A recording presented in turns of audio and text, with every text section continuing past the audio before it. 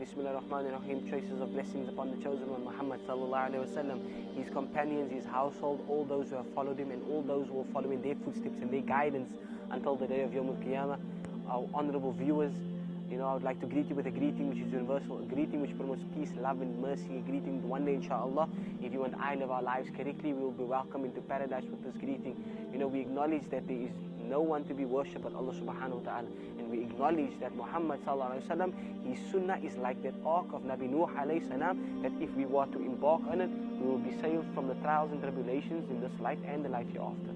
So yesterday, alhamdulillah, Maulana Irshad Siddiq, he spoke about, his journey of change and how scary it is, to find yourself in a position to want to make that change, all the challenges that you are faced with in terms of your friends and society and so forth.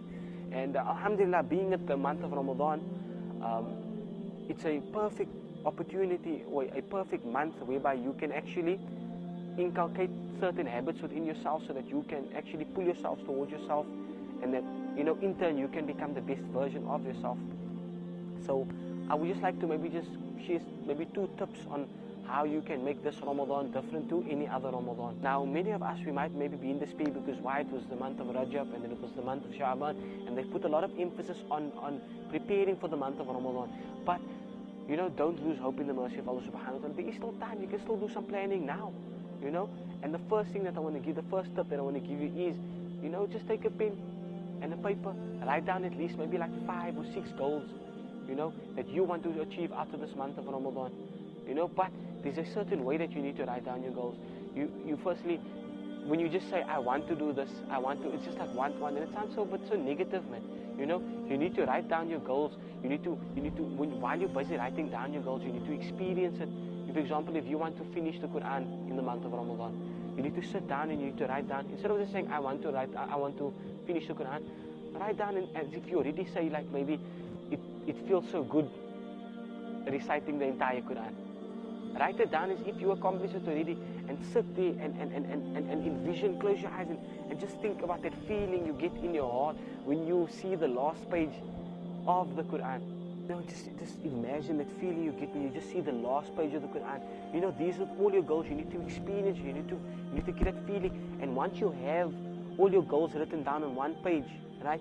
And you sign it like you're going into a contract with Allah subhanahu wa ta'ala, that this is what you're going to aspire to, and paste it somewhere where it's going to remind you, whether it be in your mirror, on your room door, wherever, anywhere that it's going to help you to remember of what is your goals and what you want to achieve after this month of Ramadan.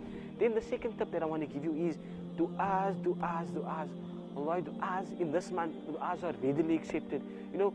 Long story short, there's like this very lengthy conversation that Allah subhanahu wa ta'ala has with Nabi Musa, and Nabi Musa inquires by Allah subhanahu wa ta'ala, he says, Allah, you've given me this gift, this ability to speak directly to you. Will you grant this to any other nation that will come? And then Allah responds to him, and Allah says, you know what? When Allah spoke to him, there was veils in between him and Allah subhanahu wa ta'ala. But in the month of Ramadan, Allah says that, when that person, before he breaks his fast and he makes dua, there is no veil between him and Allah subhanahu wa ta'ala. So the tip for dua is, instead of like scratching your head around what it is you want to ask Allah subhanahu wa ta'ala, write it down. Categorize it into 4 categories. Your deen, your akhirah, dunya, and other. In your deen, you can ask Allah subhanahu wa ta'ala to grant you character, in line with the sunnah of Muhammad sallallahu alaihi wasallam. And what you can also do is, maybe in your akhirah, you can say, you want to be with the Prophet sallallahu alaihi wasallam in Jannah, you want to be with your family.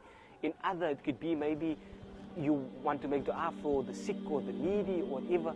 But inshallah, I pray that these tips can really be of a benefit to you, that you can really make this Ramadan different.